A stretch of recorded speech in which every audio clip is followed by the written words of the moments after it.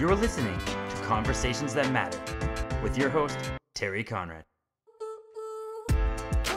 Everybody, welcome to Conversations That Matter. I'm Terry Conrad, and we are having conversations for hungry minds, and hearty discussions. That's what we're doing. And I have a very special guest with me today. I want to introduce all my people to Daniel Munro. And the way that I know Daniel Munro is that we just went through a 3-month intensive life coaching mastermind workshop with the ever popular Jacob Sokal from Sensophy. And actually, Daniel is coming to us from Auckland, if you can believe it or not. Aren't you? That's right. Yeah, way down the bottom of the world. The bottom, that's why we're having him on the program. Frankly, is for no other reason, just to listen to him talk because he's got the great accent. Right. I've heard we sound kind of slow, like there's something a little bit mentally wrong, but if you can accept me for that, then I'll accept you for yours as well. Oh, that's sweet of you. Thanks so much. Welcome, and thank you for joining me in this. Just so you know, our Conversations That Matter are really directed towards the real estate vertical primarily, but all of my real estate people are also people first. And as you know, we've talked about this many times, I'm trying to infuse sort of the life coaching aspect into the business coaching as well, because we're all people first. We all struggle with a lot of the same issues, and you can't be successful unless you're happy in your life first. So that's why you and I know each other, and I'm so thrilled to know you. And just for our audience sake, I'll let you know that Daniel has done extremely well in his career as a life coach. How long have you been doing it full time, Daniel? Not long. Yeah, I went March this year, 2014, I went full time. I've completely lost track. It feels like a billion years ago, but what is that? I don't do math. 6-7 months being full-time. I did about 12 months or so part-time before that. Right. So, and here's where you can so relate to my audience, because you are the hardworking entrepreneur who's been launching a new business, but you've just knocked it out of the park, particularly on the heels of our workshop. You've taken, how many full-time clients are you working with now? I think I'm up to about 8. I'm aiming to get to maybe 10 before it's too much for my brain to handle, and before I can, I want to make sure that everybody gets that personal attention. So, yeah, I'm up to about 8 now, and I feel like I've finally just crossed that bridge into understanding how you book yourself solid, understanding how you create too much work for yourself rather than not enough. Okay. That was a long process getting to that point. No kidding. And I definitely want to go down there some more. Let's dig into that in a moment. But first, let's give people an idea of who you are, why I think you're so fabulous. I mean, we've had a couple of conversations, and you gave me a little bit of your history, and I would love for you to share sort of where you came from when, like, primarily your work history where you used to work in a prison. Can you share that story with everybody? Sure. Well, technically I wasn't working in the prison that often. I was working with people once they got out of prison. So I was a probation officer to start off with. I think you guys would probably call it a parole officer over there. Right. I worked mainly with guys on parole, so they had served a large majority of their sentence in prison, and they came out and I worked with them. And I specialized in working with kind of the higher end offenders, so life parolees, murderers, and sex offenders, and the kind of the tricky people, the fun, happy people. Yeah. What was really interesting in working with them is the skills that I learned. It's kind of the effect that those exercises and tools have on somebody who's not a murderer and not a gang member and actually wants help. It explodes with people like that because it's designed to try and shift people who absolutely do not want to be moved. Wow. Yeah. So I found that experience really good. And what it also taught me about humans is that I'd say maybe 3% of the people I worked with I'd actually put in the evil category, like psychology's not up to fixing them yet and they need to be kept away from society. But the rest are just, they've got goodness in them and they have this dark side, like we all do. We all break certain rules that we know are rules in our head, our own morals. These people are just on the extreme end of the spectrum. So it was just interesting that, people have this idea that offenders are a separate group of people when actually they're just extreme behavior versions of ourselves. We all have those tendencies. We all have those that darkness, So, that's where I started my work. I moved up through the chain in corrections, and I kind of overshot. I was so hard out trying to learn how to promote myself, and I was taking big pride in being the youngest in the role all the time and being a big shot, that I got further and further away from working directly with offenders and started to get really dissatisfied with the work.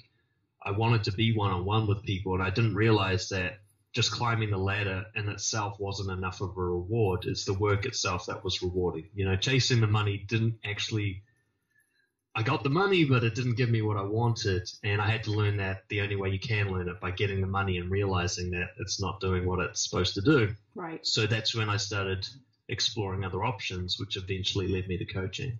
Which you're an absolute natural with. I mean, I've been fortunate enough to be coached by you a couple of times, and it was always very profound. You have amazing skill. And here's where I think the conversation gets really interesting. For help our people understand, like, what is life coaching? It sounds so kind of hairy-fairy. I think, you know what I mean? Mm. Like, help me understand why do you do what you do? How is it that you're moving the needle forward for people?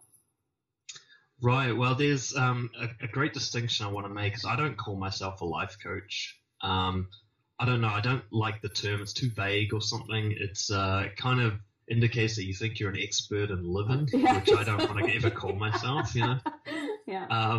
So I call myself a confidence coach. Now, the reason I focus on confidence is because I see that as kind of the fuel for everything else.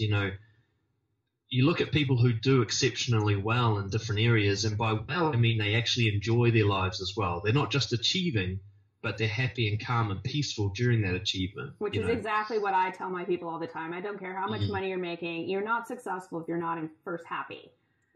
Exactly. There's some people out there. I know a guy who makes tens of millions of dollars. He's one of the richest men in New Zealand.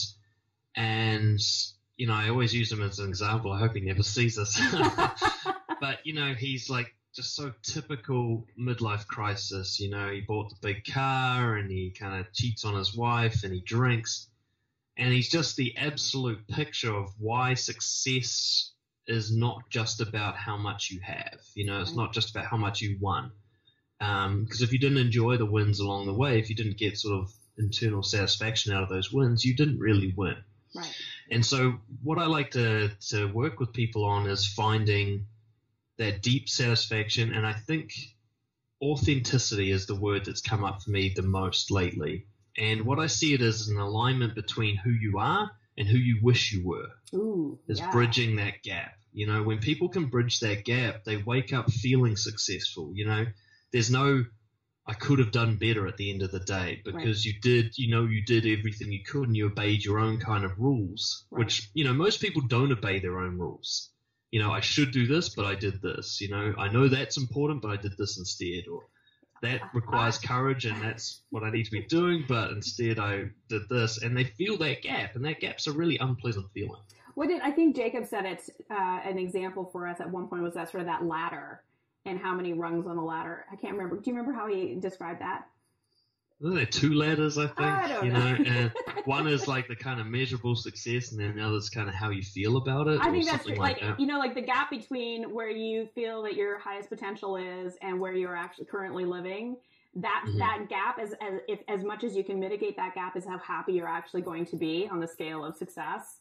And I think that actually makes sense to me. Like I can certainly identify periods in my life where I have felt that there's a larger gap, and I am definitely rockier. I'm not solid. So I feel like that's actually a really great analogy. Yeah, the big mission is understanding that to bridge the gap is hard, and life is constantly throwing temptations that are more easy, but are actually making that gap bigger. So being lazy, being kind of cowardly in the way you approach life, which we all do. That's not an insult towards anyone. Right. Yeah, it's doing the things that's I heard a great quote, and I can never get it right when I say it, but it's something along the lines of living the hard way gets you the easy life, and living the easy way gets you the hard life. There's something, that wording is almost definitely incorrect, but for me that basically says it all. Is like, if you want to wake up feeling like you're the best you could possibly be, like you're at your top performance and there's nothing more you could ask from yourself, then you have to do the hard things, not just the easy things. So true. It's so true. I mean, we all feel so much better about ourselves when we've challenged ourselves and we've met the challenge. Or even if we didn't meet the challenge, at least we tried and we can pat ourselves on the back for like a good effort. But it's when you live small and you're not even really making that attempt and you're just sort of living in fear and protecting yourself that you're unsatisfied because there really is nothing to be proud of. Exactly. You haven't earned it. Whatever it is you've got, you don't feel that you've earned it. And I don't know, there's this kind of quick fix mentality, this illusion that you can get what you want without pain. There's some illusion out there that actually there's a completely pain-free way of attaining that, whatever your dream is. The magic pill. Yeah. And if people can just understand, actually, no, there is always going to be pain of some kind. You get to choose what kind of pain it is. That's the great choice you get. You can either take the pain of anxiety and uncertainty and fear, which is the short-term pain, right, in order to do what's right, or you can avoid that pain and get the immediate sensation of relief and comfort, but that comes with a payment, and that payment is the long-term pain of regret and remorse and all that kind of pain that comes from not living the way you want to be living. So there's going to be pain. If you can accept that, you're going to go a lot further. And actually the short-term pain is so much better. You know, it's this little sharp, like disgusting, uncomfortable feeling that then gets a nice big long-term reward afterwards. Right. When you go to bed at the end of the day and you think, wow, I did all that stuff that I wish I had done. Like I actually lived up to my own expectations. It's a great feeling, you know? I love that. So let me give you an example. I got an email from a girl yesterday, a potential customer, who was reaching out and loved what we were doing, you know, was super excited about the messaging and our spirit and clearly, you know, what appears to be my ambition and my passion. And yet she was stuck on, her habits have been that she throws money. Every time she needs something, she throws money at. So she's reluctant to buy our program because she felt that she'd just be throwing money at it again. And my response to her was, well, maybe you're not quite ready yet then, you know, like maybe this isn't really what you're looking for, because this isn't a quick fix. I can walk you through it. I can help you. I can set, you know, an action plan in place for you and marketing plan. But ultimately, it was always going to be hard work. It's going to hurt a little bit.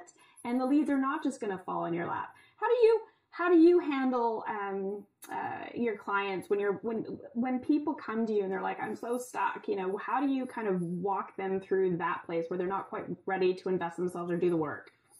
I think one of the best things I can do is actually create that pain for them right there in the moment. I call it creating a crisis. So rather than waiting 5 years to have a big crisis, you can actually bring that moment to the present. And that crisis is simply understanding that the actions you're taking right now are writing your future. So what I like to often do is I'll say something like, if your future self 5 years from now could call you on the phone, what would they tell you to do? You know, it's things like that where they can actually envision their future and extrapolate their current activity to see what the results will be. You know, most people are pretty happy to buy into the concept that if you keep doing what you've always been doing, you'll get what you always get. Yes. And yet at the same time, they refuse to acknowledge that that's what they're doing right now. Yeah. You know, they refuse to see the future taking place. But don't you find that most people get so stuck in the forest that they just can't see those trees, right? Like when you explain it like that, it makes perfect sense. It's so simple. Every idiot can understand and grasp that. But when you're in it, when it's your life and it's, you know, the problems are right there and you're so fixated on them, it's so difficult sometimes for some people to really pull back and get that 10,000 foot view. How do you help people with that? Yeah, well, there's kind of two different aspects to that. So one is the very process of attaching to thoughts. You know, that's what I call fusion. Well, I don't call it that. It's a psychological term. So fusing to a thought makes it bigger than what it is. It turns a thought into reality, when actually a thought is just a thought. It's a temporary wave inside your mind. It often has no connection to real truth. It's just your mind babbling. Right. But you can attach to one little bit of that babble and turn it into this massive thing.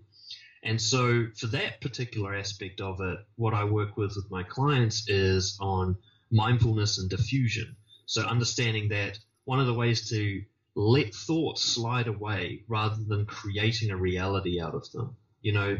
And there's a lot of kind of philosophies and stuff that people get into right now that actually creates more fusion. Like, I might piss some people off when I say this. Law of attraction is one. Yes. So law of attraction is where you like hard out wish for things kind of thing, which is actually the process of fusion. Right. So Visioning. you're attaching yourself to thoughts. Right. And you're creating a reality out of your thoughts, rather than understanding that a thought is like a mood or a temperature or a physical sensation. It just comes and goes. It has no consistency until you attach to it. So one of the great things that I like to work with is called psychological flexibility. And it's the ability to be as present as possible and as detached as possible from your own thinking. It sounds, on the surface, when I first heard of it, I was like, how can you enjoy life if you're so detached? But it's not detached in coldness. It's not like psychopathically detached. It's detached in the idea where you see a thought for what it really is, which is just a temporary thing. And if you can detach from thoughts, you can actually enjoy what's really happening. This is what mindfulness is about, right? You know? So one of the great, like as a more practical tip for your audience, is whenever you're finding yourself stressed out and anxious and repeating a thought pattern inside your head and getting worked up about it, start finding sensations in the current moment to widen your experience and conscious awareness. So you might, for example, choose 5 things to identify visually and then listen for 3 different sounds and try to find the temperature on your forehead with just sensation of your skin, and trying to find the taste in your mouth, and trying to find the feeling of air leaving and entering your body while you breathe. This will create a space where the thought won't be the whole vision anymore. Yes. It'll have to make room for all this other stuff that's actually happening right now. Love that. And when you do that, suddenly you're like, what was that thought again? Because it's gone. Yeah. You know, because that's what a real thought is. It comes and goes. Right. So in terms of kind of getting, like, especially getting stressed and anxious, that's always heavily related to fusion. Especially in real estate. This happens all the time. Right. We get very stressed and anxious. Yeah, so I didn't close that sale. Yeah. I'm useless. You know, I'm never going to be able to close a sale again. Those are just thoughts. They're about as relevant as having the thought, I am an elephant or I can fly. They're as true as those thoughts. And you can have those thoughts. Like right now, I'd ask your viewers or your audience to conjure up thoughts that are completely false. So conjure up the thought, I am a chair. Or conjure up the thought that I can make things levitate. Whatever. You can make this stuff happen in your mind. Right. It's just to show you that a thought can be created without even the remotest evidence of truth. Right. You know? And so understanding that a thought is just a thought will create a lot more peace in your life. It'll allow you to let a thought just play. So when it goes, I'm useless, you just go, oh, I'm having a thought that I'm useless. And now it's gone. So I usually refer to that as sort of like you become the observer. So it's not like you're in your body. That's exactly what it is. Right? You're not in your body having that thought. You're up here watching yourself have that thought, and you are detached from the emotion of that thought. Very similar. This is really, it's power of now, Eckhart Tolle sort of stuff. So some people call it the observer. That's what I call it. In ACT therapy, which is what I'm talking about for most part, they call it the observing self. It's the one constant that's always been there. Yes. So your thoughts have always changed, your moods always changed, your physical body's always changed, but some you has always been there.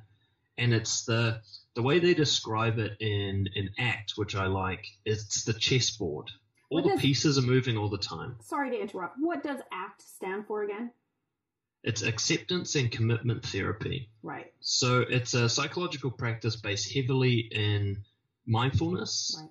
And psychological flexibility. That's the overall arching kind of thing. It's used to treat chronic pain disorder, schizophrenia, anxiety, depression. So it allows you to, it works on just about everything, but it all depends on the practitioner and how good they are with it, you know.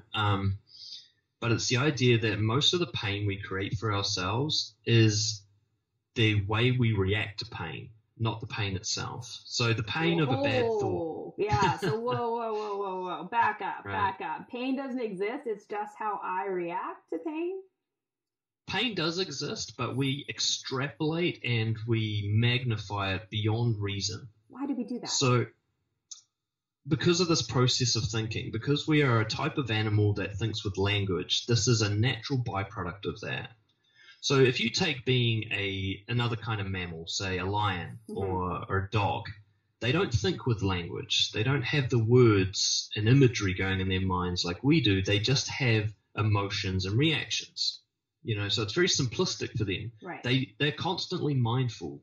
They don't have the ability to worry about the past. You know what I mean? Yes. Like, not quite. They sort of do have some skills, and certain animals will have different levels of skill. I'm going off track, but the point is, us humans, we think in language. So if we can think in language, then we're going to have the whole range of language from negative to positive.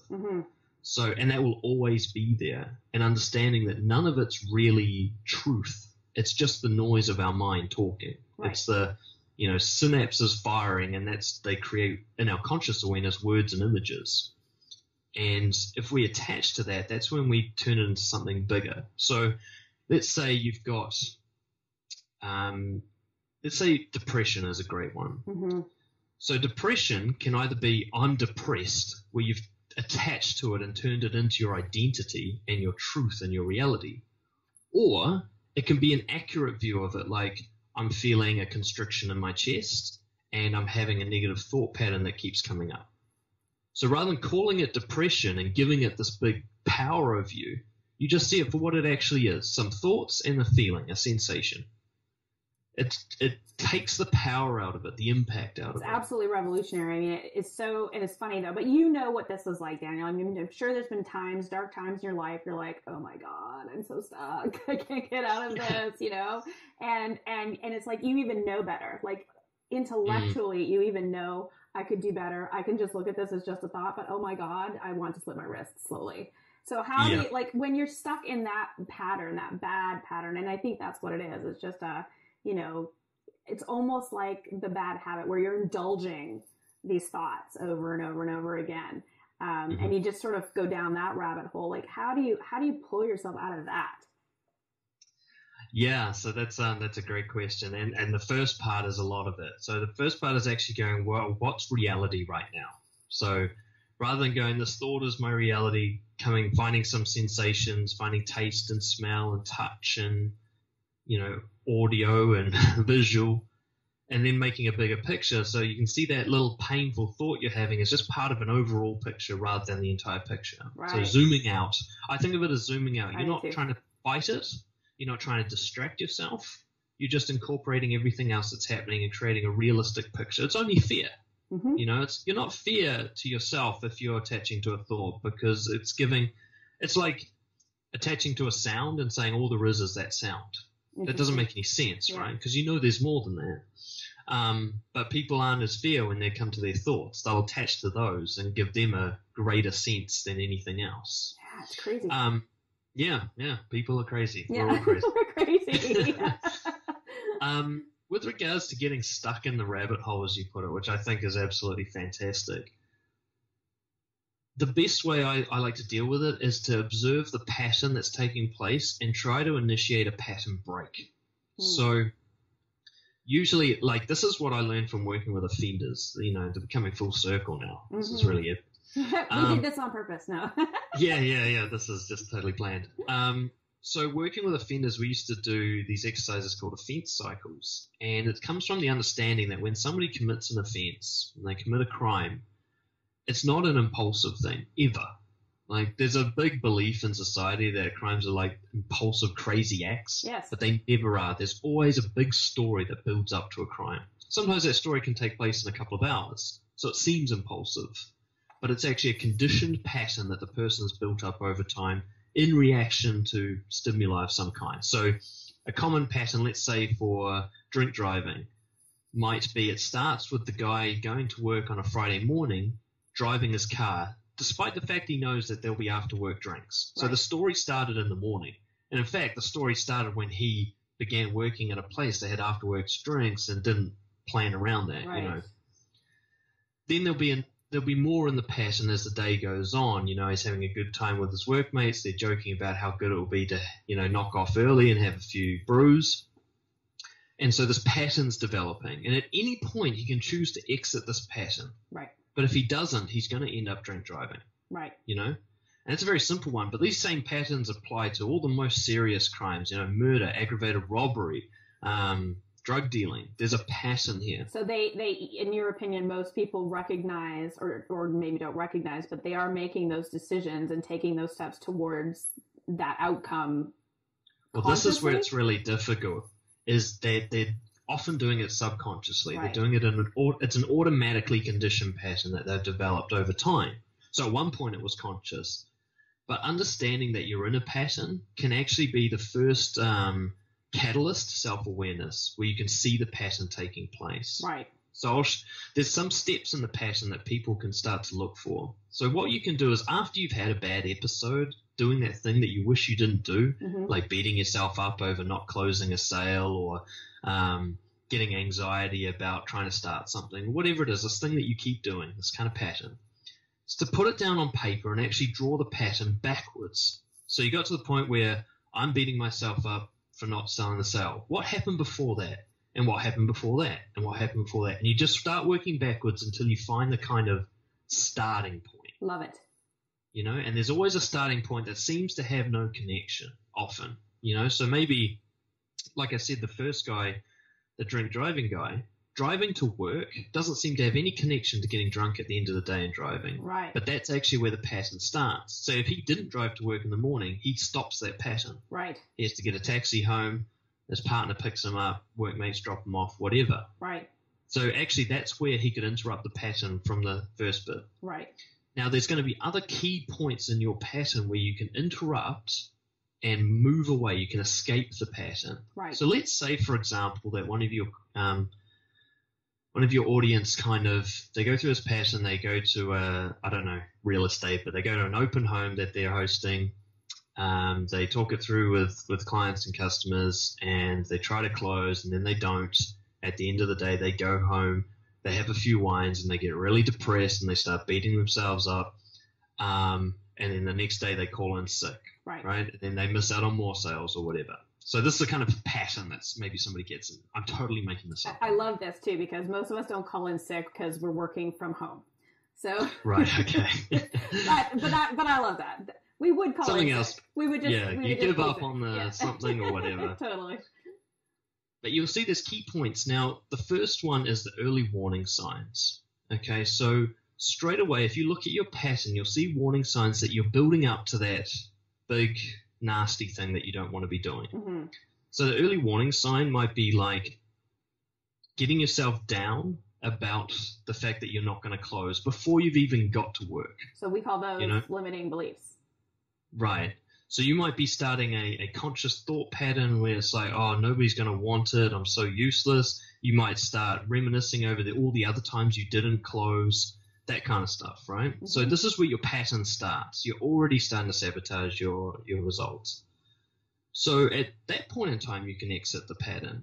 You could choose to engage in some activity that removes from those thoughts, like the mindfulness. You might, every time those thoughts come in, you choose to do a bit of mindful meditation, find other sensory things, and let those thoughts become the observer, let the thoughts slide away, or just accept the thoughts as just being thoughts. Right. Go, oh, one of my favorite things is I get people to write out the story of everything they hate about themselves, and then they turn the page over and they write, aha, I know this story. It's the I hate myself story, or the I'm not good enough story. Yes. And they can read over it every day and really buy into it, and then turn the page over and just go, oh, yeah, it's that story again. You know, it's not reality. It's just the story that's always playing in the background. So you could do something like that, or maybe it's something more simplistic. Like you can try all these different methods. Maybe you go for a run. Maybe you write down the last 10 closes that you had to remind yourself of how good you are at it. You choose to exit the pattern. And I find like in real estate particularly, like in any other area of life, it's, it's sort of that wave pattern or the pendulum or whatever you want to call it. It's like, we're swinging one way, things are great, and then it swings back and things are not great. And for whatever reason, when things are not great or going exactly as you planned, suddenly you're beating yourself up. You're a loser. You can't do anything right. No, blah, blah, blah, right? But then when it all goes well, you're like, wow, I'm a rock star, And it's this like crazy manic existence. Yeah. So that is another topic on its own, and I really think we should switch to that, because I think this is also going to allow people to see some strategies to exit their pattern. Awesome. Okay. So one of the main things that causes that feast and famine roller coaster ride is actually attaching your happiness to outcomes. Right. So depending on your results is how good you feel about yourself. Yes, absolutely. We are in an outcome society. We are looking for good results. So when you sit down and think about it, how much of your results are actually under your control? A lot.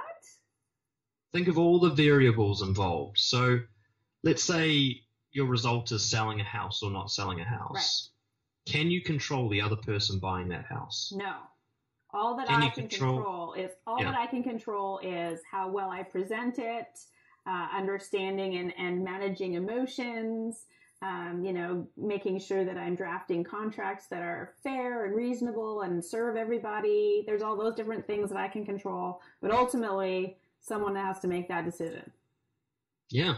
Ultimately, the sale is out of your hands because it requires somebody other than you. Yes. So everything that you just described has one thing in common. They're your actions that you take. Right. So the people are attaching their confidence and their happiness to something that is out of their control. No matter how good you are at your job, the result is out of your control. Right. Always. Right. So what I really encourage people to do is actually to start measuring themselves consciously and quite objectively on their actions rather than their results. Love it. Because that's the only thing you can control. So it's the only outcome you actually have any real influence over. Right. Now, ultimately, some people go, well, if I do my job well, I'll get results. Yeah, that's the case. Yeah. But doing your job well is the only bit you can actually control. The results. You could be doing everything perfectly, and nobody wants to live there. You know? That's out of your control. So when you think about it, how much sense does it make to attach how you feel about yourself to something you have absolutely no control over? You know, how's that going to lead to ongoing confidence and happiness? I love that. And so we've come full circle too, to, where you focus, which is that confidence piece. And you do work primarily with men, don't you, in Auckland there? Not exactly. I do have a subset of work that's primarily with men and social confidence and things like that. But yeah, I do work with the full range as well. Oh, the full range. Man, woman, that's hysterical. dogs, nice. Everything. I was gonna say, I think my cat might need some help, but yeah, cats often do. No, so I was just because I know that you'd launched sort of that what did you call it? Brojo. Why don't you share a little bit about what you're doing with that program? Cool. So the Brojo is we call it essential life skills for men. It's the answer to what's missing for men in modern society. It came about from my own kind of journey. Now, we talked about my work history a little bit and what led to coaching, but what really led me to coaching was what was happening behind the scenes, which was my own journey with self-confidence. Right. So the first 25 years of my life, I didn't know this, but I lacked it severely, self-confidence. And I was what I call a nice guy, capital N, capital G. Now, a nice guy, a lot of people they really get their hackles up when I say being a nice guy is a bad thing. But I really want to define what a nice guy is. Now, for a first part, a nice guy is manipulative. His entire actions are based on making people like him. Right. That's his whole purpose in life, is to be liked by as many people as strongly as possible. Nothing keeps a nice guy awake more than being disliked. Right. So, as you know, everybody has hugely different tastes. So to try and be liked by everyone would be impossible if you were being authentic. Right. Just by being alive, you would piss somebody off, if you're being authentic. Yeah. So the only way you can be liked by everyone, and nice guys often are, is to be completely fake. It's to be a different person for everybody that you interact with. Right. It's to show, mostly it's to hide things about you that would upset the other person. And I was one of those, and I didn't realize it. It wasn't a conscious decision I made. I've since traced it back to childhood and figured out my own lifelong pattern that led me to be this way. But I'm not the only one. There are many, many guys who are like this.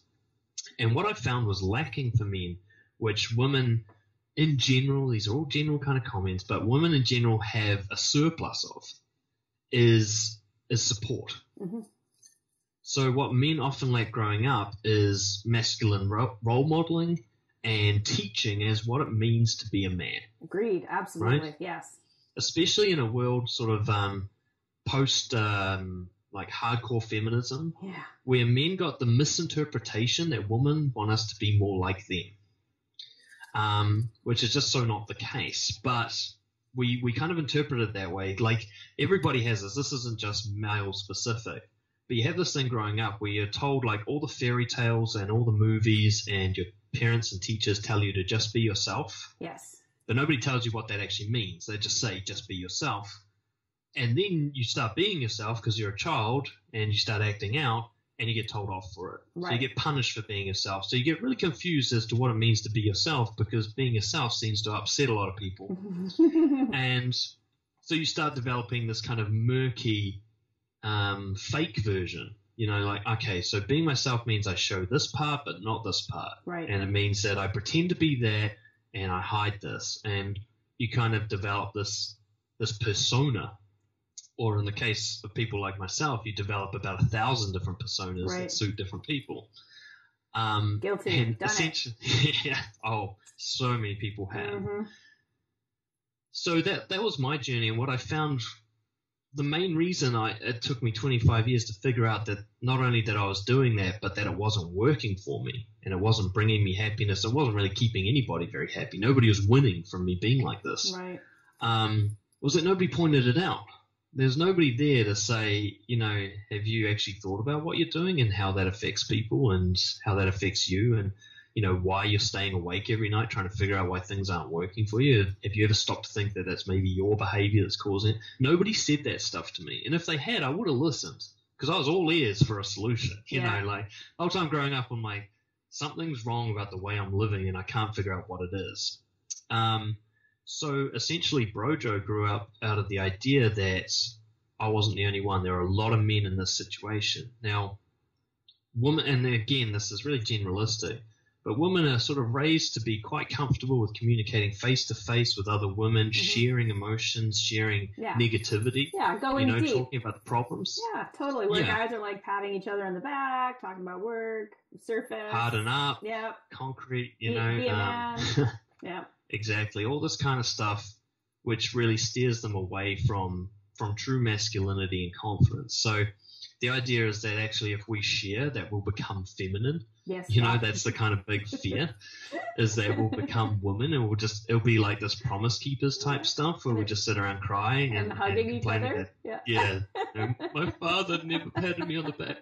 It'll be like that. Yeah. What Brojo is like, it's more understanding that men, again, in general, prefer this kind of linear, logical series of events approach. Whereas if you put a man in a group of women talking about their issues, he won't understand what's going on. It'll be this foreign language for him. You know, women do this great thing where they talk at the same time with each other, and the guy's just sitting there baffled. He can't hear either of them. Whereas he doesn't understand that there's a sub-communication happening where women talk on this kind of different level that guys often can't reach. So what guys need is other guys to say, you're at level 3 and this is level 7 and this is how you get to level 4 and level 5. You know, that kind of approach to solving issues and sharing. Right. You know? So they don't need to sit around hugging and crying like they think that it's going to be. They just it's need actually IKEA instructions. Yeah. Yeah. And they need somebody to just go, dude, you're doing it wrong. Yeah. You know? Challenging. They like to be challenged. Guys love to be challenged. As long as they sort of respect the person challenging them and it's a safe place and that kind of thing. Absolutely. So I kind of figured I'd need that, and then once I put it together and the other guys started showing up, I realized there was a big hunger for it. You know, that these guys, I base it off on there's these kind of articles I read about tribes in Central and South Africa. Right. These kind of untouched tribes that have basically stayed away from civilization, and they, despite how distant they are from each other and having no contact with each other, they often have really similar traditional rituals for guys. Yeah. Yeah. And one of those is that about the age of puberty, the guy gets kind of stolen away from his mother. It's this kind of ceremonial cutting of the umbilical cord kind of thing, the apron strings. He gets taken away for anything from days to months to years on a with quest. adult men to learn what it means to be a man. Right. One will teach him how to hunt, one will teach him how to fight, one will teach him how to be the chief, one will teach him how to woo a woman or whatever, He gets taught what it means to be a man by the tribe standards, and in modern society that is missing. Right. Absolutely. Guys do not have that. We're mostly a generation of men raised by women. We get told what it means to be a man by women. Yep. And I'm not saying women are wrong, but they kind of are. So, well, now hold on. Yeah, just to rile some people. But understanding, when I say man, I think what I really mean is masculinity. There are women who can be masculine, there are men who can be feminine. What I'm talking about is not so much male as a gender, but male as masculinity. So understand, if you're a masculine person, you're a different person to a feminine person. Absolutely. It's a difference in the way you act and think. I'm raising two boys. I have two sons, 26 and 19, radically different men. And they have had a lot of their raising is by, me. Sorry, boys. That's just the way it is. And, and I have often thought that they've needed more strong male role models. And when I say strong male role models, I mean men who really are, I think, introspective, know themselves, are comfortable in their own skin. And by the way, I'm asking a lot of these men role models because their own mom is struggling with those same issues. But like getting that man who can teach them how to be a man and do it in a way that they can feel good about themselves and be themselves. Because my oldest for sure got in a lot of trouble, but it's such I do think that this is a big, and again, this is a conversation that matters on a larger scale because we're operating as the world's getting smaller and smaller. I think that the violence is probably, a direct offset of the lacking of direction and knowing what it means to be a strong man without having to beat your chest and shoot everything in sight. I do think, I haven't got answers obviously, but I do think you're onto something really important. Where do you see this going? It comes down to my overall mission, which is to create more confidence in the world. This is all this is about. And I think, I'm trying to think, how does this relate to real estate? And there is something it relates to. And this is sales. We're all people first. But sales and chasing your dream, it relates heavily to that. Now, Right. What a lot of guys do, or I should say, what a lot of masculine people do, or want to be masculine people do, is they misunderstand that women will test them. And the test is not asking them to change. It's actually a test to see if they'll maintain. So true. And guys don't get this. And so what a guy will do is he'll adjust because he thinks he's being asked to change and he thinks that's what the woman wants. But what the woman wants is to see that he won't. So that he'll show that strength and that ability to protect and be, be a leader, be a man. Absolutely. And one of the things you'll see is like, we were talking about it last night at the Brojo.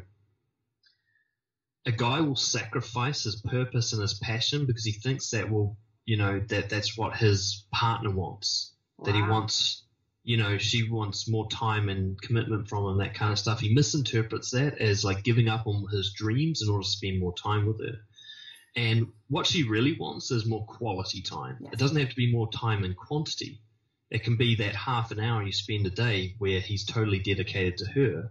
But during that time, she wants to see that he's chasing his dreams and he won't sacrifice those for her. That's part of the package he comes as, that kind of stuff. I think that is true. I think, I'll speak for all of women. I certainly, I'm speaking for everybody. Right, I know. I certainly do look to my men for strength. There is no question about it. And I don't know if that's, societal, the way we've been raised, what our different roles have typically been over the years. I was a stay-at-home mom for many years, so I played, mommy and wifey and all those things. And I know that I struggle with, how much of my dream and career can I pursue and still be fulfilling that wife role and mother role to my children. I think it is difficult to kind of find your balance and to know how much can I serve and love myself and do the things that I need to do for me while still being that important person in your family or your partner or, whoever's life. And I think women struggle with this too, honestly. It's like, how do if I'm being too strong and I'm pushing too hard in my career, do you still see me as feminine? Am I still a soft place to land at the end of your day? So I think there is both sides. It's a very interesting conversation, honestly. It's, I don't have the answers. I just have questions that were put to me at some stage that changed things for me. And one of the big things was understanding that sacrificing what I want is actually less attractive. Like a woman would rather hear me say, you know what, I can't date you if you're not going to let me do this, rather than, okay, I'll stop doing that. Absolutely. Drop down respect. Drop down. I might not love it, but I'm certainly going to respect you more for knowing what you stand for and what you want. Like, there is no question that, to me, that says strength. It applies to things like sales as well, So if you're willing to give discounts and be bartered down, it reduces the quality of what you're selling. Amen. Go on that riff, because that is exactly what my people struggle with this so much, particularly newer agents when they're starting out, because we feel like we're sort of the imposter syndrome. We haven't got the experience behind us. We're not really sure what we're doing. We're fumbling. We know this is a huge investment for you, so we feel like we need to bring it all to the front. And so we do posture a little bit, and then that feels inauthentic, and so then everything's off. So then you feel like you have to discount, and it's this like brutal cycle that we all go through when we first start, unless you happen to be blessed and land on a great team starting out the door. But so many of us don't. So how can we enter into a situation like that feeling more confident? This is one of those things where I understand that there's a process that I've learned that changed my whole life, and that is that the action comes before the feeling, not afterwards. Ooh. And this changed everything. So same with planning. Action comes before the planning, not afterwards.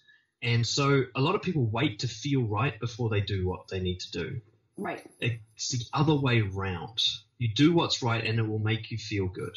Yes. So let's say, you want to feel good about not budging on the price of something, right. Of holding strong to what it's valuable. You don't wait to feel confident before you hold strong. You hold strong and that will create confidence. It goes in reverse, which means you have to experience fear. Yes. It means you have to choose to experience fear and discomfort and understand that you're not alone, that all the people out there that you admire who are doing the great things, they've all been through that and most likely are still going through it. Right. One of the biggest things about being an entrepreneur or being somebody who's trying to make it themselves, like any sort of commission-based job, that kind of thing, is you get this devastating loneliness. You just think it's just me and I'm doing it all wrong and everybody else has it sorted and I'm terrible. And complete isolation. Yeah, you're like, I'm out of my depth. Why did I bother? Blah, blah, blah. Right. Everybody has a story. And just understanding that everybody has a story can be a huge relief. Huge liberation. Oh, sweet. So that's how it actually goes for everyone. Okay, I can accept that. Yes. And just understanding, like, one of the best things I ever did for my coaching was double my prices. Well, at a certain level, I decided, I just saw like a random Facebook post from some coach saying, double your prices. And I was like, all right. Why not? Because whatever I'm doing is not really working for me right now. And so I was like, well, I can't get any worse, so I'm just going to try it. And there is sort of that perceived value. Like when you discount and discount and discount, it's like, well, you mustn't be worth very much, honestly. Right. So one of the best things to understand is people do not make decisions logically. As much as we'd like to believe we do, we use logic to rationalize emotional decisions. The logic comes second. The decision comes first. And before the decision comes an emotional reaction. So if you're so confident in the value of your house that you're not willing to move on the price, they will feel that. Mm-hmm. And they will think this house must be worth it. As soon as you can budge, then for a start, they don't trust you. Mm-hmm. Because they're like, wow, they were willing to rip me off because they don't actually need to charge that much. They were willing to charge me more than the house is worth. So they obviously don't respect me. And they obviously can't be trusted. And if they can move this much, they can probably move a lot more, and so on, so on. Right. Like this thought pattern kind of goes through. I mean, I'm not going to tell people how to do real estate. No. And there is a lot there that we can definitely, we'll have another conversation another day around the art of negotiation and where to come in and position and all those sorts of things. But in terms of just having the confidence when you're entering into the negotiation, like I think you were down a path that was really good. So I think the main thing that really sticks with me is this kind of, all the work that I do is around valued living. It's living by your core values. It's living by the rules that you think exist rather than breaking those rules all the time. And one thing is, is understanding, being willing to lose a client because they're not seeing the value that you see. So it's kind of like they're not worthy of buying the house if they don't think it's worth what you think it's worth. Well, and in our world, it's so like the client is not like we get paid when there's a close in North America. Okay. So, and I'm not exactly sure what it's like in New Zealand, but in North America, we get paid when the deal closes, we get that piece, and that's been negotiated up front before we've taken the listing. Or if we're working with the buyer, same difference. But yeah, so, and sometimes in the middle of a deal, they'll try to talk you down because something went sideways. They had to cut their price more than they thought they would have to. There's a million different discussions around that. But the point is the good agents that know when that's reasonable and know when that's flat out completely unreasonable, and they stick to it.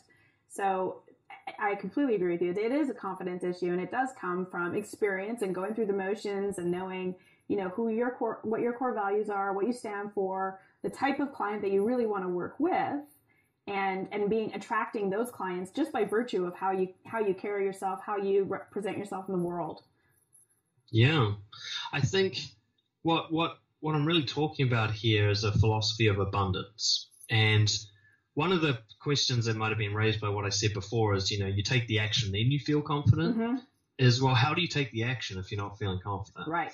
Like how does that work? Good question. Well, first is understanding that you don't need to feel anything to take an action.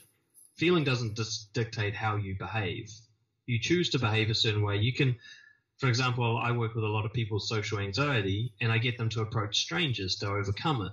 They don't feel confident approaching those strangers. Yeah. Usually they're bricking it, right? Yeah. But they can still walk and talk. Yes. So the action can still be taken. They don't need to feel good to take the action. Right. It's a myth that's required. The other thing is understanding, like, how do you get yourself into the mindset of somebody who is confident before you take action? Love it. It's not exactly faking it, but it's kind of just having a self-awareness. How would I behave if I was confident? What would I do differently?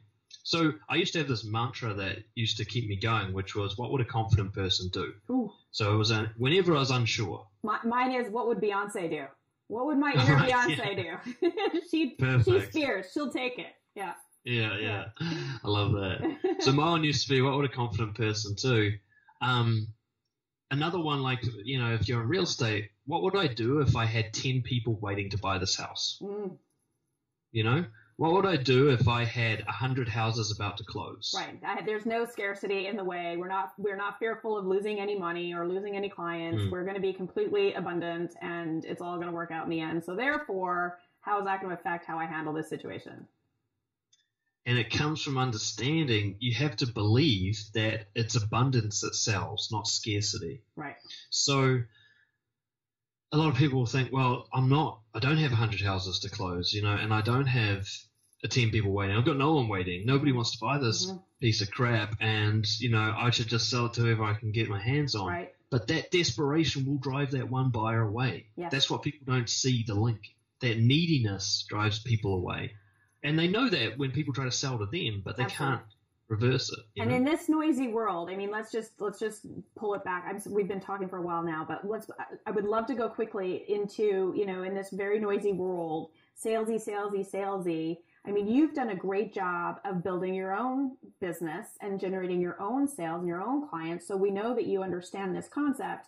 How would you advise, just as a final last tip before we go into our legacy question, but how would you advise, an agent to approach that, like, just carry on where you were, kind of, you know what I mean? So really, how should a client or an agent approach when they're starting out? They have no business. They are scared, frankly. They are fearful. There is a mindset of scarcity. I have nothing happening. I have no business coming. I don't know where it's coming. How do they get past that to a place of, creating a business?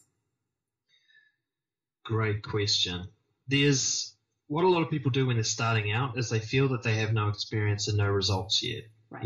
They go, there's nothing to base any confidence on. There's no evidence. Bingo. When that happens, look to other areas in your life where you've succeeded, because there are others. The fact that you're alive today means that you did something well. You at least finished your breakfast, you at least managed to survive this long in spite of all the perils out there in the world. So go back and find other things that you succeeded in doing. A really common one, for example, is learning how to drive a car. When you first get into a vehicle, it's terrifying, right? Especially I think you guys call it a stick shift over there. Yeah. A lot of people don't know what those are anymore because they're just being phased out. But, that's this is just it's like trying to drive a spaceship, right? You've got all this stuff going on, and it's kind of like a bit of a dance with the perfect muscle movement of your feet and the clutch, and let alone steering and other people, and the fact that you're in something that kills people regularly, and it's this terrifying experience. 10 years later, you're texting and eating and driving, and you don't even pay attention. Right. Now, a lot of people are okay to learn how to drive in spite of that fear because they see so much evidence that other people have done it. Right. You look around, everyone's driving, so therefore I must be able to learn how to do it. Right. But they don't look for that in other areas of life where it's not so obvious, like starting your own business. You don't see hundreds and thousands of entrepreneurs. You don't see everyone being an entrepreneur successfully and assume that, well, it must happen for me as well. Right. But so in order to create that experience, you need to kind of do a transference type thing. So rather than going, okay, I haven't sold any houses yet, go, what else have I managed to influence people to do? Or what else did I do that I thought was really difficult and it took me a long time to learn and now I'm good at it? Right. What was the underlying concept? So rather than okay, well, I drove my car on a Wednesday and a Saturday every day, every week for a year, and I got my learner license or whatever you guys call it over there. Rather than doing that, go, well, I put a lot of hours in. I got mentoring. I kept doing it even when I felt scared of doing it. I trusted that I'd eventually learn it. These are the underlying concepts that you can now apply to this new thing that you're doing. You can learn how to drive a car. You know that you finished your degree at university, or you know that you dated someone long enough for them to become your partner. You know that you played in a sport. There's something you've done in your life successfully. Absolutely. Otherwise, you wouldn't be here. Right? Absolutely. So if you can get through that process, you can get through any other. It's the same thing. It's learning a new skill until you're good at it. It's one of those things. Some people are natural at things. They learn them quicker. Other people apply a bit of learning technique to learn something quicker, or they get a bit of luck. Yes. But in the end, anyone can do anything if they go at it long enough. Yes. Maybe not the and best. if you enjoy it. No, basketball star or anything like that. That's probably not my immediate future, but I can shoot a hoop. Right, exactly. Yeah. You could get to the point where you play in some sort of, local game or whatever, and do it to a point where you're still better than 95% of people out there because they've never done it, And it's the same with real estate. You might not end up being, Richard Kiyosaki or whatever his name is. Robert Kiyosaki, yes. Yeah, right, Robert. Poor dad, rich dad, poor dad. Yeah. You might not end up being him, but you could still be the person who makes six figures a year. Absolutely. Do you know what I mean? You could still be the person who has a great lifestyle. That's a completely reasonable goal that most can achieve if they apply the right principles and be prepared to do the work, frankly. Like the problem is, I think, with real estate is we attract a lot of people who have a misconception about what the business is going to be.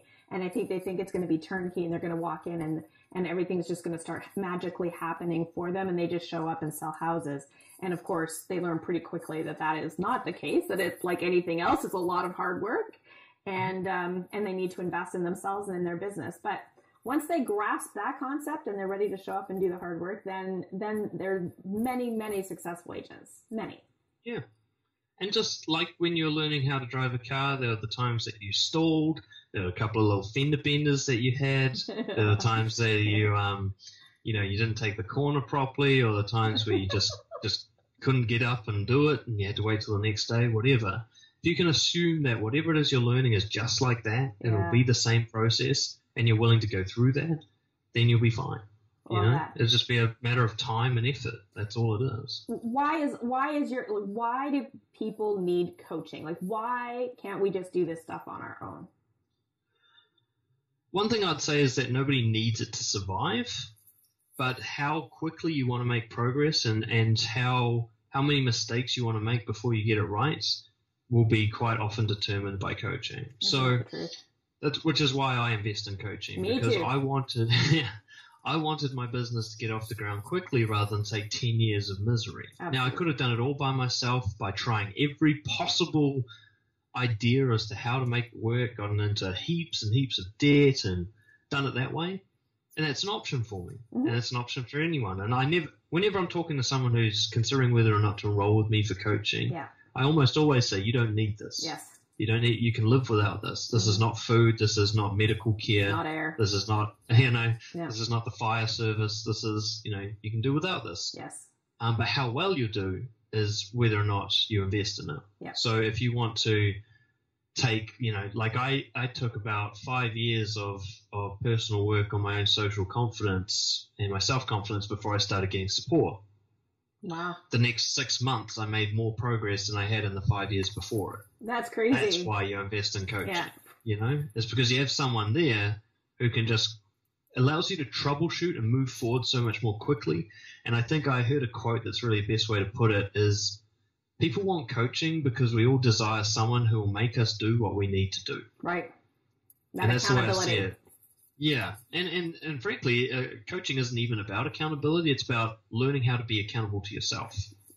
Absolutely. So creating this thing where it's not like you want to do it because the coach wants you to do it, but you want to do it because it's the right thing to do, Well, and plus you've probably gotten into the position of, setting some actual concrete goals that may have been very loose before you worked with your coach. They kind of probably were, you kind of knew what you wanted to do, but you certainly didn't have deadlines. You certainly didn't have the structure, and they might have happened eventually, but it wasn't like, okay, by next week at noon, this is done. I think there's a great, I'm a big fan of Eben Pagan. He's a serial entrepreneur. He's worth following. The guy's the guru of all gurus. And it's funny because very few people that I speak to know of him, but he's probably one of the most successful guys on the planet. In any kind of area you want to look at, health, well-being, business, money, he kills it in everything. Really? And he's just such an awesome dude. And one of the things he talks about in business is usually the most successful approach is counterintuitive. So whatever you think should work doesn't. It's the opposite that works. Why is that? It's because we're kind of educated as we grow up by people who are just following patterns rather than doing what works. We don't have time to get into what I think of the school system and stuff like that. That's a whole other conversation. Yeah. Like, let's just say it's the evidence is there to show that it's really guiding us away from what works rather than towards it. Mm-hmm. And so what I was doing for those first 5 years of conscious self-development, not really making much progress, but just chipping away at it like a hard worker every day trying the stuff, was I was trying stuff that didn't work and not realizing it. So I was trying stuff that I just like being nice, a nice guy where you try and please everyone. Yes. Often trying to win, like to actually be loved or whatever it is you're trying to achieve. They just try to be more nice rather than realizing that being nice is the wrong way to go. And even understanding that it's not the behavior, it's the motive behind the behavior that's creating the dissatisfaction. So it's fine to help someone, but to help someone because you want them to like you, that's where it gets toxic. Yes. But help someone where you don't care what they react, that's different. And it's the same with business and coaching. Is the coach might be able to go, hey, that's not how it's done, and suddenly just wake you up to the idea, or just make you see it. Yeah. You go, okay, so you've tried that for 6 months. What are your results? And you just stop and go, oh, damn, there are none. Maybe that doesn't work. I did that with, I was trying Google AdWords for coaching. Yes. Now, Google AdWords, perfectly reasonable tool to advertise for certain things.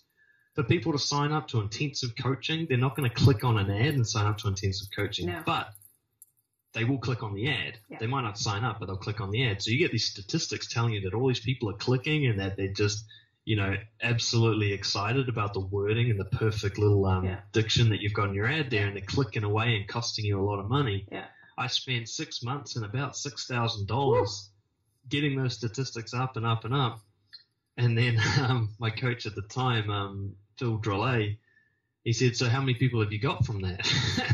And my world shattered. I was like, none. Oh my God, none. All the statistics are meaningless. There's nobody who's actually enrolled to coaching. Everybody that enrolled to coaching had been people I had approached and spoken to and invited to a session. Yeah. That's what actually worked. Yeah. And I was like, oh my God, I spent $6,000 in 6 months before I realized that. And I just needed one person to question me. Yeah. Because I was looking at the wrong thing and I didn't know it, you know? Yeah. Completely agree. Yeah, I do think that is invaluable. It's that sort of that team partner person you can bounce ideas off of and have it sort of reflected back to you what you're even doing. Because sometimes you just can't see it. Here's the other thing about coaching is you're not investing in the coach, you're investing in yourself. So if you can't do that, how do you expect to build the courage to build your own business or to become really successful or to take the risks you need to take in order to be the best if you can't even give yourself a bit of faith, right? You know? So, if someone's thinking about enrolling with you for support with real estate, they can do it themselves. But if they don't even have the courage to invest in themselves by working with you, how are they going to have the courage to do it all by themselves? That's even scarier. I think it's so many people just starting out in this business, though. They just don't, they just honestly don't know where to point their nose. And I feel for them. It is a challenge. And it is for so many entrepreneurs in any industry, really. It's just, I think that, you have this idea of how much you don't want to put out too much money because you're worried about what's going to come in. There is, again, that scarcity mindset, I think, it is a big one to get over. We could talk about this all day long. You are so insightful. You have so much knowledge and wisdom. I'm really, really grateful that you decided to join me for this conversation. And I think we touched on some big stuff, frankly. Some pretty big stuff. Yeah, I don't know, ever since I started coaching, I just can't have a normal conversation anymore. It always has to get all epic and philosophical. But it's fun. I'm down for the epic and philosophical. That's super cool. Yeah, you are. I want to know, here's something I ask all of my guests. This is why we're doing conversations that matter. It's life matters. What we're here going around once as far as I can tell. And what I want to know, and from all of my guests, I invite particular people for particular reasons. And usually I have a very strong affinity. I love your mind. I love the way you work. I love your values, those sorts of things. I wanted to ask, what is it, you're at the end of your life, you're looking back. How does Daniel want to reflect on what his life meant? What is the legacy that you want to leave? Yeah, that's a good question. That's kind of what drives me forward. And it's what I said before. I've developed the belief or the theory, you might say, that the secret to happiness is not pursuing happiness. It's actually pursuing self-confidence. And I want to teach people that not what it means for them and how to live, but the process to develop self-confidence. I want to have an impact where basically the legacy I leave behind is that people are upgraded in confidence. Ooh, I love that. One of the things, it really started with offenders. What I saw as the most common cause of criminal activity was self-confidence issues. Wow. 100%. Often it looks like it's alcohol and drug issues, but alcohol and drugs came from self-confidence issues. So I saw there was only a few offenders who I considered to be genuinely confident people when they were the psychopaths. And these are the ones that I'm like, watch out. Yeah. They love themselves. They have no self-confidence issues, but they also really enjoy hurting people. So it's different kettle of fish. Yeah, but 98% of the people I worked with, and that figure is probably pretty accurate, they were trying to fill a hole in themselves through their activities. They were lashing out based on feelings of self-loathing and low self-worth. And what I've realized in my short time on this plan is you can learn self-worth. You can learn confidence. It's a way of taking responsibility for your actions in your own mind and engaging in activities that increase your self-confidence. That's all it is. Anybody can do it, just like anybody can learn how to drive a car or, communicate or whatever. Right. There's very few people, I think, who have the actual mental limitations that would stop them building self-confidence. I mean, I know this guy, and he's in Idaho, I think. He's got Down syndrome, and he runs a restaurant. Wow. You know what I mean? I know plenty of people with high IQs who wouldn't know how to run a restaurant. That's, me being one. Yeah. Sean Stevenson, he's a great example of somebody who hasn't let physical disability get in the way. It just shows that, unless, I think, out of all the people I've worked with, unless there's significant brain damage, So the person's been, significantly violently abused or, drinks methylated spirits or something like that. As long as your brain is relatively functional, you can learn self-worth, because I think the theory I'm eventually getting to is that you're born with it. Mm. And it's all it is rediscovering it. Ooh, and we chip away at that, don't we? And then it's like you have to come full circle and go back and find it and build yourself back up again. I heard a quote that I think defines it, and you'll have to excuse my French here. So the quote is that we're all diamonds covered in horse shit, covered in nail polish. That's awesome. And that's from the book Super Coach by Michael Neal, I think his name is. I love it. And the way I understand that is, we started off fine, and then everybody else piled their crap on top of us. Their fears, their misconceptions about the way the world works, their attempts to control us and all that kind of stuff. That's where all the crap got piled on. And then we tried to make that crap look good. Right. We're like, well, that's who we are now, so we'll try and make it look good. When actually we started off spot on. That authenticity that I always talk about, that complete vulnerability. One of the things I like to say is that being completely vulnerable makes you invincible. There's nothing that can be used against you once it's all out in the open. It's like Eminem at the end of 8 Mile. He does this big rap, and then the guy's got nothing left to say. Yeah. So authenticity is this kind of courageous vulnerability. It's the bit where you go, whatever I am, I'm just going to let that come out, and I'm going to accept however that affects the world, rather than trying to moderate whatever it is. Wow. Yeah, that's so epic. And I think we need to ruminate on that for a while and just really think about, who even am I at the core? I mean, I bet there's so many layers of stuff that we've kind of all even forgotten a little bit who we even actually are. Like that stuff that we need to peel back the layers and get really raw. Yeah. One of the questions I set out to answer is, what is the how in Just Be Yourself? How do you actually do it? Because it's such a vague question, and right. it's such an impossible question to answer. And the closest I've come so far, and this is a work in progress, is you simply don't try to be anything else.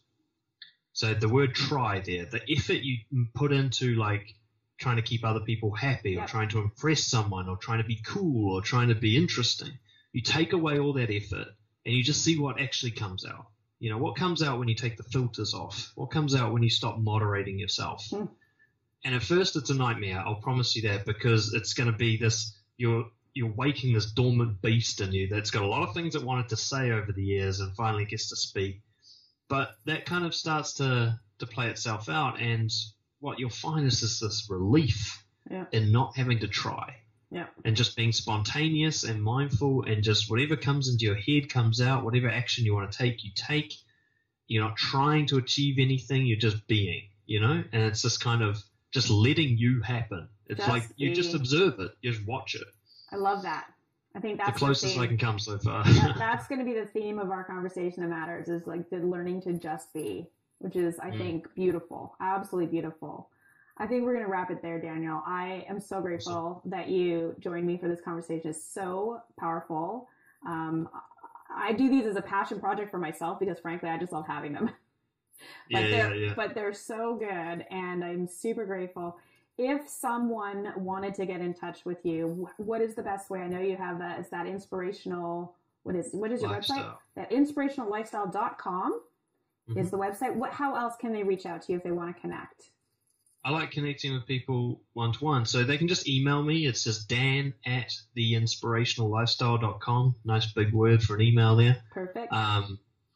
Or just look me up online or whatever. I don't have any filters in between contacting me. You can phone me or Skype me, whatever it is. I'm happy to talk to anyone. And you can give me those details, and I'll make sure to include those in our post. So that's awesome. Thanks so much. All right. I really appreciate it. You are a rock star coach. You really are. Thanks. Daniel. Awesome. I love talking to you.